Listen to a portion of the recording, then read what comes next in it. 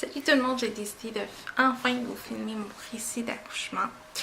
Et c'est ça, alors j'ai décidé de vous filmer ça. Si vous entendez une petite musique à l'arrière, c'est vraiment ma fille qui est dans sa balançoire et qui se balance et qui essaie de dormir. Et aussi, si vous l'entendez, si ça coupe quelquefois, c'est parce qu'évidemment elle pleure et je dois aller la consoler. Alors tout d'abord, merci mille fois, encore une fois, d'être abonné à ma chaîne. Si vous n'êtes pas abonné, c'est gratuit. Si vous avez aimé cette vidéo-là, partagez-la à vos amis pour faire connaître ma page, Miss Belle et Ronde. Et ben, c'est parti. Alors évidemment, moi, je devais accoucher le 5 avril et j'ai accouché le 23 janvier. Alors, c'est simple, le 16, un petit peu, je vais me pencher pour regarder la date. Alors, le 16, parce que j'ai plein de choses à vous parler. Alors, le 16 janvier dernier, ben, j'ai crevé mes os. Excusez-moi, j'ai bougé de la caméra. J'ai crevé mes os parce que, évidemment, c'est comme ça, c'est la nature. Et j'ai eu quelques signes auparavant. J'ai eu le jeudi et le vendredi. Moi, je travaillais encore. Je travaillais dans un prêteur sur gage ici, dans mon coin, à Saint-Vrain. Et moi, je devais quitter en février pour mon congé de maternité parce que j'accouchais fin février, parce que j'accouchais le 5 avril. Et c'est ça. Fait que, évidemment, le jeudi et le vendredi, soit le 14 et le 15, j'avais très mal au ventre. J'avais une grosse douleur très inconfortable et qui m'empêchait de travailler un petit peu, qui me faisait mal, puis toute la kit. Mais le bébé bougeait très bien. Je vais vous tasser un petit peu. Elle bougeait très bien parce que c'est une fille. Elle s'appelle Marie-Flore, je vais le dire. Parce que ça se bouscule beaucoup dans ma tête, je vais tout dire en même temps. Et puis c'est ça, fait que là, évidemment, bon, j'ai rentré plus tôt chez moi parce que les magasins ferment à 9h, alors j'ai décidé de rentrer un petit peu plus tôt chez moi puis de me reposer. Fait que c'est ça, le samedi matin, moi, ça faisait plusieurs mois que je dormais plus, je dormais sur le divan. Parce que j'arrivais pas à dormir dans mon lit, je trouvais pas de position, tout ça. Et j'étais rendue à 28 semaines et quelques jours. J'approchais la 29e semaine. Et j'avais vu mon médecin, tout était beau, le bébé allait bien. Évidemment, il n'avait pas commencé à regarder ou toucher parce que bon, c'était l'autre semaine d'après. Alors on retourne à la maison, le cœur du bébé va bien, j'ai juste de la fatigue, je saigne pas, rien, tout ça. Moi j'ai subi un cerclage à la 14e semaine de grossesse. Alors tout va bien. Alors le 16 janvier, vers 7h du matin, évidemment je dors sur le divan. Et là je dors très dur, mais très profond, c'était rarement le cas que je dors vraiment très profond. Et mes os ont crevé.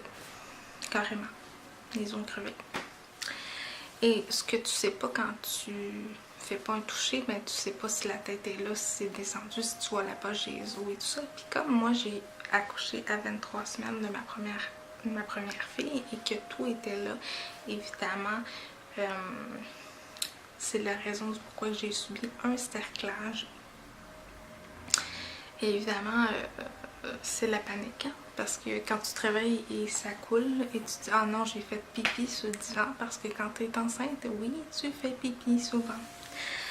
Alors j'ai décidé de prendre mon courage de deux mains et de me lever. Je disais « Ben écoute, j'ai fait pipi sur le divan, là, parce que comme je suis très somnambule et je dors très dur, ben j'ai pas réalisé du coup que ça pouvait être ça. Moi, tout va bien, t'sais. » Alors je me lève, puis évidemment, je réalise que ça coule constamment. Et vous entendez ma fille brailler. Et évidemment, ça coule beaucoup, puis tout le kit. Puis là, je vais aller donner sa suce et je reviens dans 2 secondes. Alors donc, prise 3. Alors j'ai décidé d'aller la chercher. T'as pas vu qu'elle veut pas dormir. Non, elle veut pas. Ma fille, elle a des coliques.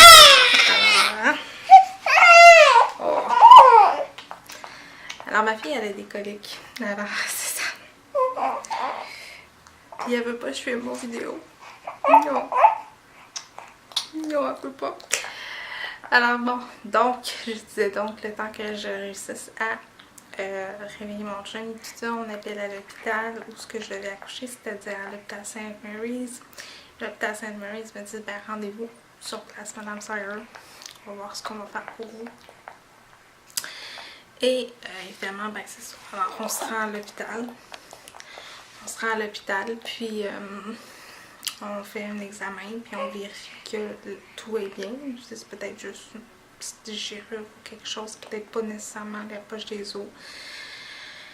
Mais malheureusement, la tête est là et le col est ouvert. Et puis évidemment, je suis en travail. Fait que on décide évidemment moi je veux voir mon médecin, mais malheureusement mon médecin ne travaille pas, mais il habite proche, alors il est venu me voir en m'expliquant la solution parce que moi je panique, je pleure, je me dis je veux pas revivre ce que j'ai déjà vécu, c'est-à-dire perdre un autre enfant. Et excusez, c'est parce qu'elle me fait rire avec sa suce. Et je veux pas perdre un autre enfant, évidemment, pas où je suis rendue, tu sais. Alors, mon médecin vient me voir et ils me disent, écoutez, il me dit, écoute, on va te transférer à l'hôpital Children. Puis,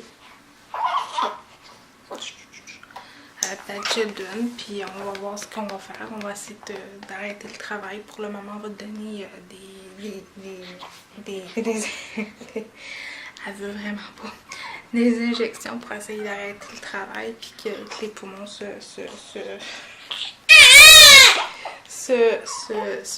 fassent pour que s'il arrive un accouchement soudain, ben que les poumons soient faits et puis que tout soit correct pour que tu puisses accoucher même si c'était prématuré.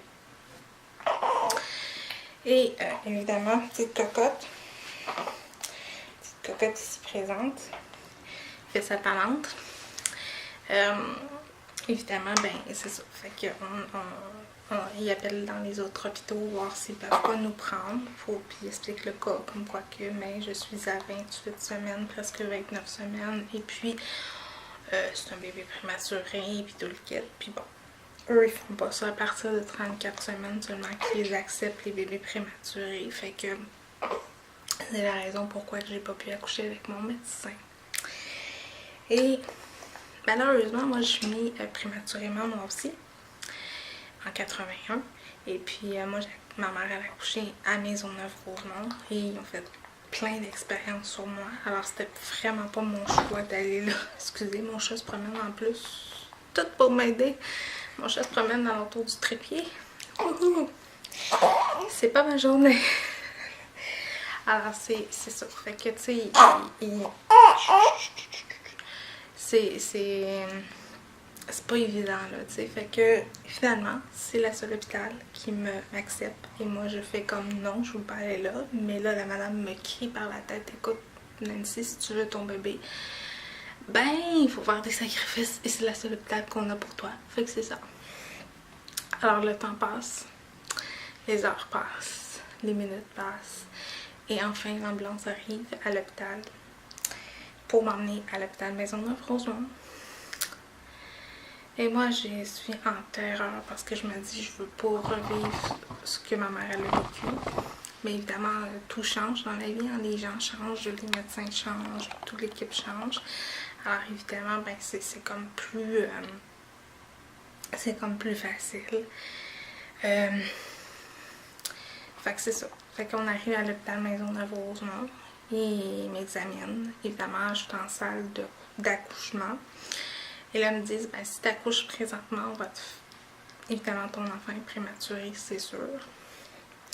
Mais le cœur du bébé ralentit beaucoup, alors ça se peut qu'on te fasse une césarienne. Là, là où ça bloque, ben c'est évidemment au niveau de comment on va t'endormir, c'est-à-dire soit par épidural ou par général, parce que moi, vu que j'ai une maladie au cerveau, ben l'épidural n'est pas à conseiller. Alors là, tu paniques encore plus, tu dis oui, mais moi je vais accoucher naturel, j'en veux pas de césarienne, puis bon. Et là, finalement, elle me dit écoute, t'accoucheras comme t'accoucheras, parce que là, le cœur du bébé va pas bien, puis c'est elle l'important, là, c'est plus toi, là. Toi, t'es plus importante, c'est elle. Fait que c'est ça. Voilà. Fait que finalement, le cœur se replace. Et évidemment, j'accouche pas cette journée-là. Alors, le soir même, ils nous disent, ben, Madame Sarah, on va vous transférer dans une chambre parce que, évidemment, on va essayer de faire toffer votre bébé le plus longtemps possible. Évidemment, ma fille, elle a plus d'eau. Il n'y en a plus.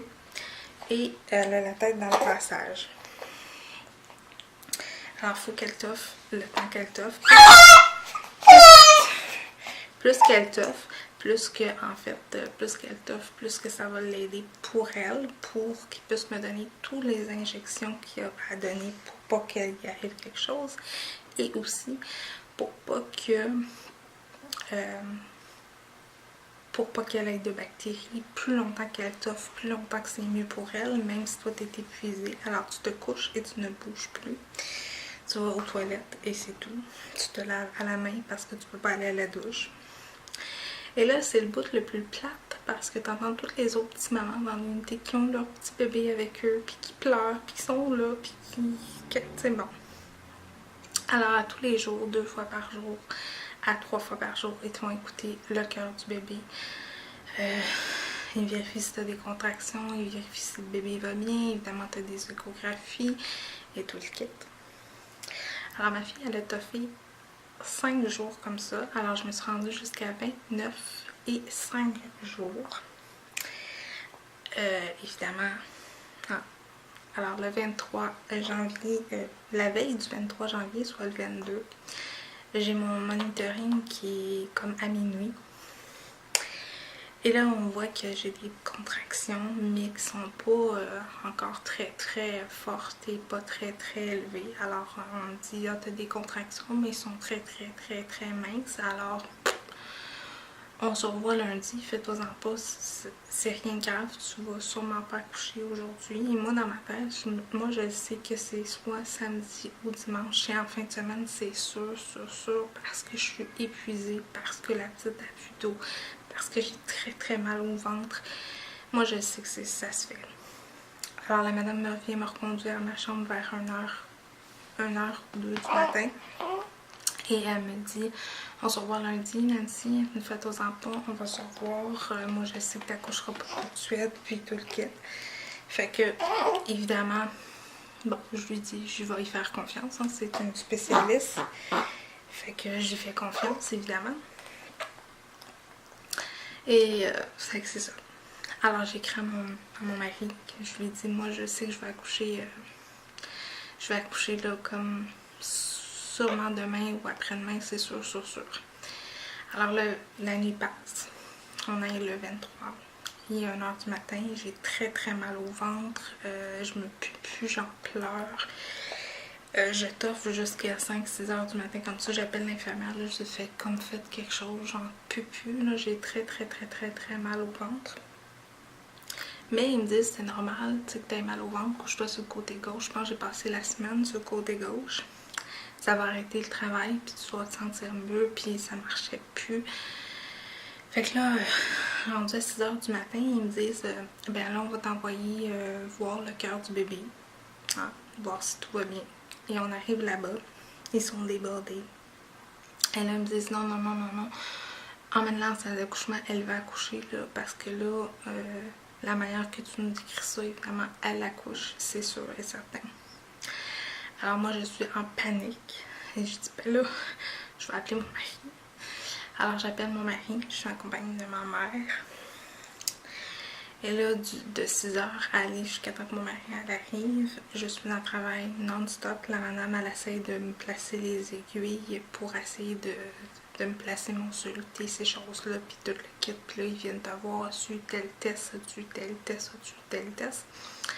Et moi, je sais pas parce que, comme par exemple, le test du streptocoque, c'est juste à 38 semaines. Alors moi, j'étais à 29 et 5 jours. Alors, je l'ai pas eu. Alors, je sais pas si je l'ai ou si je l'ai pas.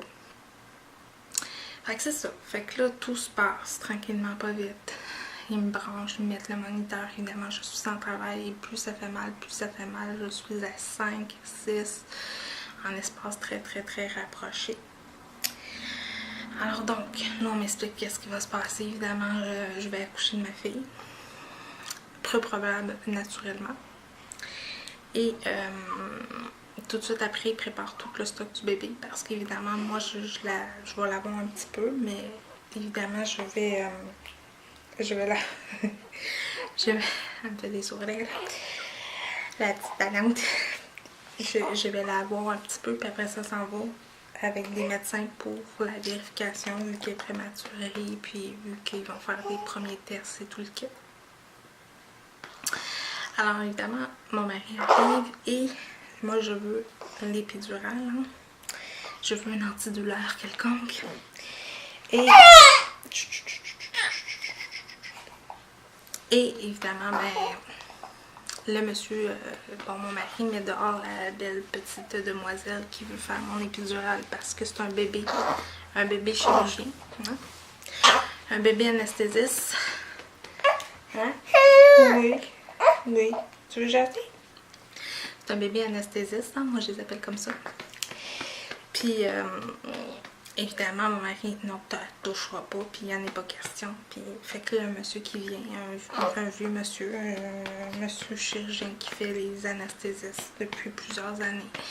Et il m'installe ça, il me dit, écoute, ben là, j'ai jamais manqué mon coup en tant d'années, ça fait au-dessus de 30 quelques années que je fais ça, j'ai jamais raté mon coup, c'est pas cette année, je vais commencer à rater mon coup. Alors, tu fais comme, on lui fait confiance, moi je veux mon antidouleur, et c'est tout, tu sais. Fait qu'il m'injecte, il me rentre l'aiguille, il draine son... Parce que tu sais, quand il fait l'épidural, il te rentre l'aiguille, il gèle en premier le dos, il te rentre son aiguille, et il draine ça pour savoir si ça passe bien. Et c'est tout ce que j'ai eu parce que ma fille a décidé qu'elle s'en venait elle. Alors la tête était là. Alors malheureusement, le monsieur m'a dit oui, je vous ai injecté quelque chose. Mais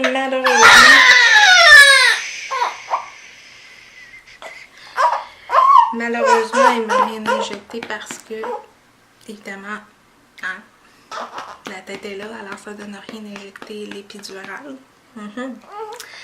Alors évidemment, on pousse pour faire sortir cette belle petite chose. Oui, cette belle petite chose qui veut pas faire de dos. Non. Qui veut pas faire de dos puis qui est tannante. Puis qui... Fait qu'on on pousse. Et mademoiselle est sortie à 8h04 du matin. Et évidemment, ben, mon conjoint a pu couper le cordon. Et je vais essayer de mettre ça sur ça.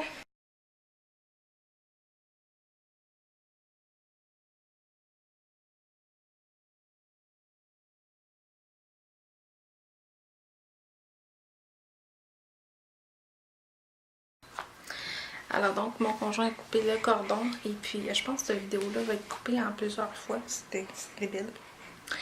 Alors mon conjoint a pu couper le cordon et puis bon, ça y est, ma fille est partie à l'unité néonatale du 7e étage. Moi, je ne l'ai pas vue. Je l'ai pas vue. Je sais pas à quoi elle ressemble, je sais rien du tout. Ils sont partis avec. Mon mari est allé avec. Moi, je suis restée toute seule avec l'infirmière. Il m'a dit, je vais aller chercher ta mère. Fait que ma mère est revenue quelques minutes après. En me disant, je m'excuse, j'étais pas là parce que, bon... parce que j'étais plus capable. Un cœur de mère, c'est un cœur de mère. Puis tu souffrais beaucoup. Puis je voulais pas que tu souffres. Puis bon. Alors, c'est ça. Alors, il y a une jolie demoiselle qui fait en sorte que... qui vérifie tes saignements et tout ça. Et moi, évidemment, mes saignements étaient corrects, étaient normaux, tout se passait normalement. Fait que, c'est ça. Alors, on est de retour à la chambre. Et il y a un beau petit plateau qui m'attend parce que c'est l'heure du déjeuner. Hein? On est rendu midi et mon déjeuner est encore là. Que je décide de manger un petit peu, de manger. Et là, ben, j'attends des nouvelles de ma fille. J'écris à mon mari à savoir si tout va bien pour la petite, puis si elle va bien. Non. La base, c'est ça, si elle va bien. Et là, évidemment, tous les médecins de l'unité viennent de voir en disant, bon, écoutez, Mme Sawyer, l'important, c'est de l'allaiter, c'est de tirer votre lait. Et là, ils vous disent tout ce qui va se passer. Évidemment, ils vont lui mettre un petit tube dans le nombril pour la nourrir. Pour le moment, ils ne donnent rien, ils ne donnent pas de lait, ils ne donnent rien parce qu'ils veulent que le système se starte par eux autres-mêmes. Ma fille respirait très, très, très bien. Elle n'a pas eu elle s'est pas fait intuber, rien de tout ça. Elle respirait par elle-même. Elle avait juste un petit masque d'oxygène. Et là, évidemment, ils donnent des papiers. Ils donnent des papiers qui vous expliquent c'est quoi l'unité natale. Ils vous donnent un bracelet. Et un bracelet que tu portes constamment tout le long du séjour de votre bébé qui vous donne accès à votre bébé. Malheureusement, famille et amis et enfants. C'est-à-dire que si j'avais un autre enfant et je revivrais cette situation-là, ne peut pas aller voir sa petite soeur ou son petit frère dans l'unité.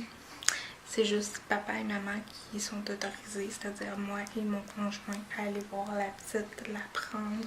Et ça, je vous avoue que pendant 2 mois entiers, c'est dur un peu pour la famille de ne pas pouvoir voir à qui elle ressemble, qu'est-ce qu'elle a de l'air, qu'est-ce qui se passe pour elle, pourquoi on ne peut pas la voir, ils ne comprennent pas nécessairement. Parce que ma fille est dans un incubateur, alors évidemment, il y a garde au chaud pour qu'elle puisse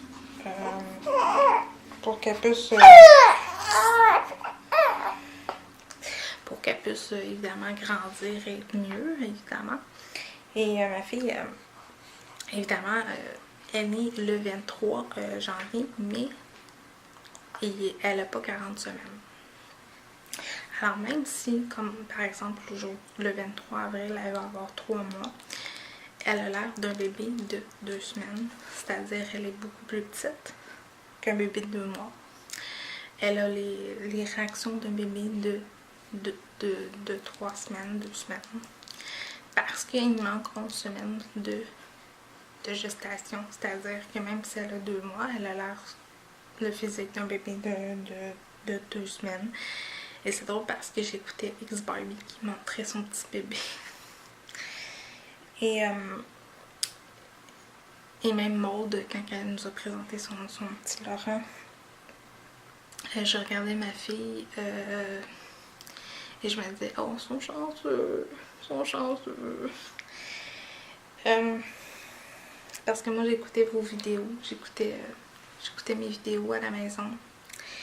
Et je trouve ça difficile de pas, tu montres des photos de ton enfant à ta famille, puis tu peux pas faire comme tout le monde, dire hey, regarde, ça c'est ma fille, elle a l'air de ça, elle ressemble à ça.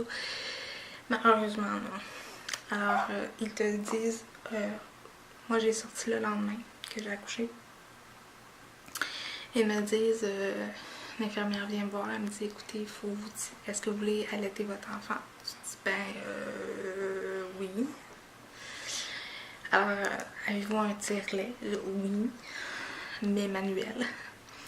Elle me dit, non, allez vous acheter un tire-lait électrique parce que vous allez être déprimé. Évidemment, ton corps à 29 semaines n'est pas préparé à faire du lait, c'est-à-dire que les canaux sont en train de se former et ça peut prendre jusqu'à 5 jours avant que tu aies du lait. Et moi, ma montée laiteuse est pas très encore fulgurante, même après 2 mois. Alors, je m'en vais au magasin, acheter un beau tire-lait électrique. Et puis, bon, j'arrive à la maison avec ça, je lis les instructions, stérilise tout ça. Ton bébé est à l'hôpital, évidemment. Tu te dis comment qu'elle va, comment qu'il va. Tu sais, c'est vraiment... c'est vraiment difficile de laisser ton enfant à l'hôpital. Il donne des petites bouteilles que je vais vous montrer tantôt. Puis, il donne 2 pamphlets que je vais vous montrer aussi tantôt, dès que je peux poser ma fille.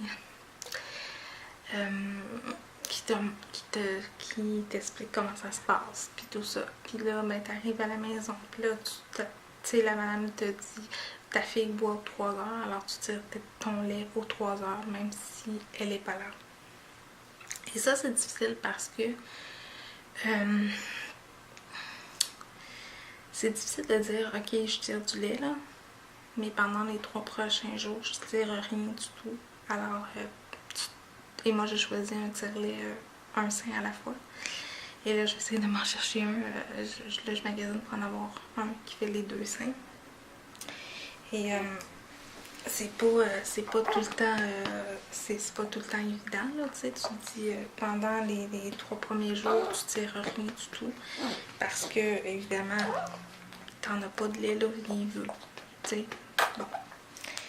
Fait que, hein. Fait qu'au bout du 2e jour, je commence à avoir du lait. Pas beaucoup, mais quelques centimètres.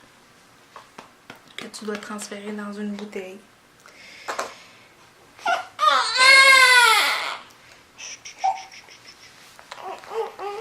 Que tu dois transférer dans une bouteille, puis apporter ça à l'unité dans un truc froid, c'est-à-dire soit une glacière ou quelque chose.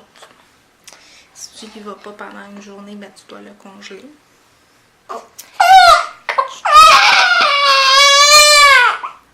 Alors moi, je vais vous revenir dans 2 minutes, je vais essayer de m'endormir parce que là, j'ai chaud.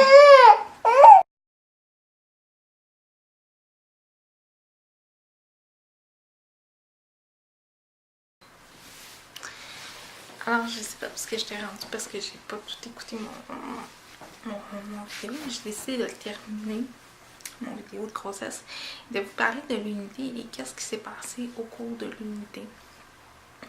Alors, premièrement, dans l'unité où j'étais, l'unité néonatale, où il y a des bébés quand tu accouches prématurément, c'est-à-dire à partir du moment de la 37e semaine, les enfants sont là.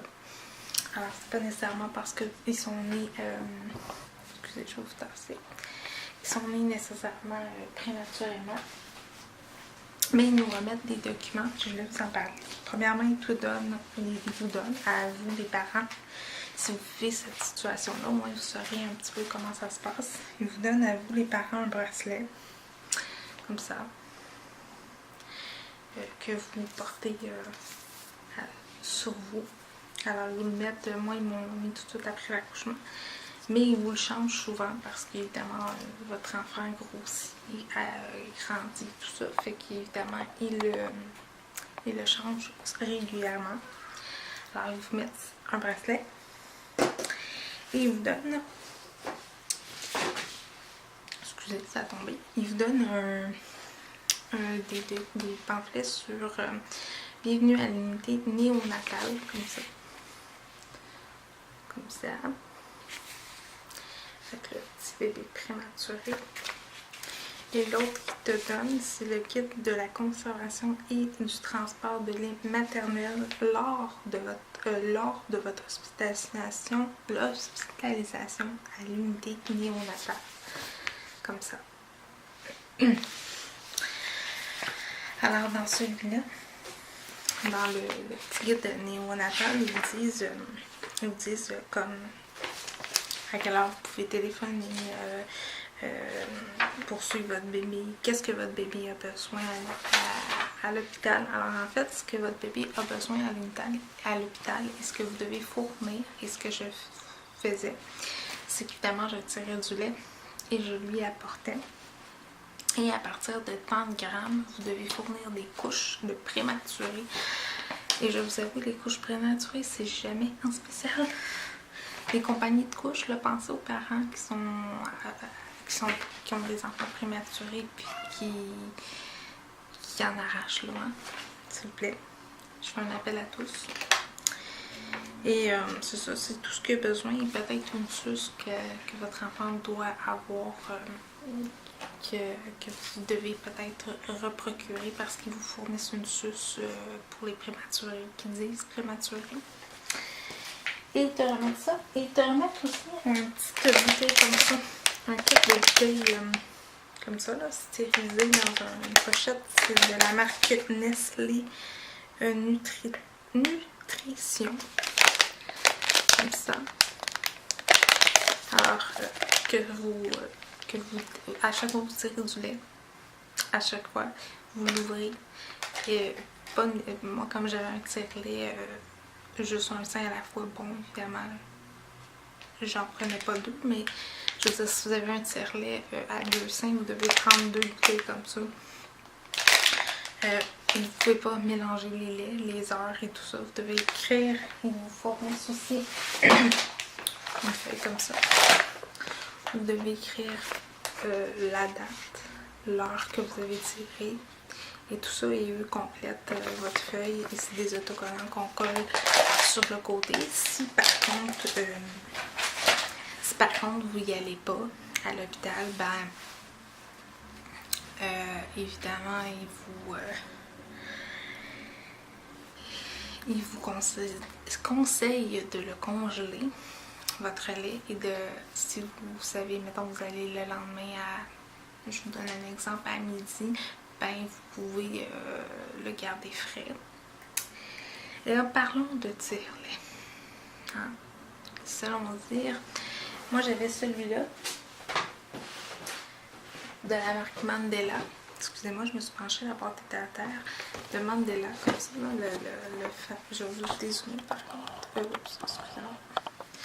De Mandela, le tire-lait manuel, comme ça.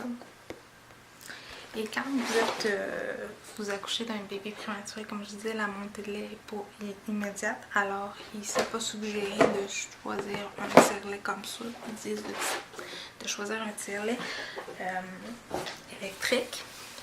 Évidemment, vous pouvez en louer un. J'ai vu que dans les gens coutus, les pharmacies, renseignez-vous dans votre pharmacie près de chez vous, vous pouvez en louer un. Je trouve ça plus avantageux honnêtement que d'en acheter un si vous n'avez pas beaucoup de sous, même avec le CLSC peut-être. Et je sais que nous, à l'unité de l'hôpital Maisonneuve, ils offraient un kit à 30$ que vous pouvez emmener, des tubulures et tout ce qu'il faut pour tirer avec leur machine sur place si vous voulez. Mais moi, ce que j'ai choisi, c'est le Mandela, toujours Mandela. Mais je vais vous montrer comme ça. J'ai choisi pour celui-ci. Comme ça. Alors voilà. Je vais peut-être le mettre comme ça. Alors c'est celui-là que j'ai choisi. Évidemment, il y a des accessoires qui se vendent pour faire les 2 seins. Et j'essaie de trouver des accessoires pour faire les 2 seins. Hein, parce que c'est long. Hein?